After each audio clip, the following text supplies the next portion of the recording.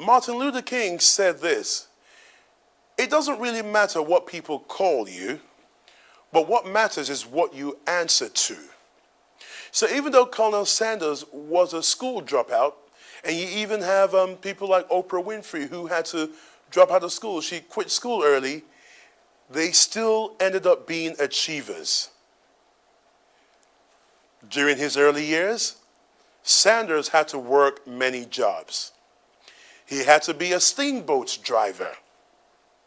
Now, what do you learn by being a steamboat driver? He had to have a sense of direction, which means it helped in the area of setting goals, because if you have no sense of direction, you definitely don't have goal orientation. And he also had to have the sense of concentration. Why? When you are a steamboat driver, you cannot afford to crash that steamboat. And if you don't have a sense of direction, you wouldn't know how to get to the destination. And above all, if you lose concentration, that could be an accident waiting to happen.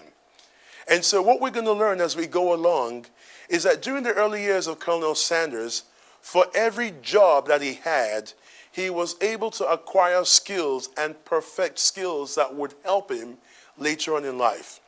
Now, you may be watching me right now, you may be listening to me, and you may say, Samuel, I don't like my job. Well, while you're searching for a better job, do the current job better. Let me say that again. While you're looking for a better job, do the current job better. Why? Because for every job that you have, and in every position that you serve, and in every capacity that you're able to function, there is always something to learn. And so, Colonel Sanders eventually became an insurance salesman.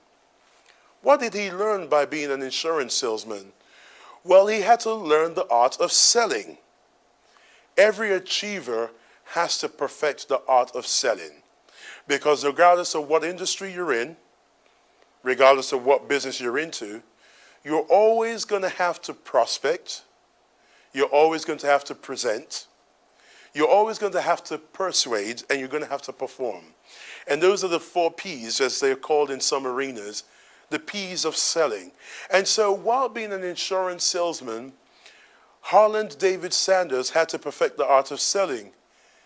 Guess what too? He also had to learn self-motivation.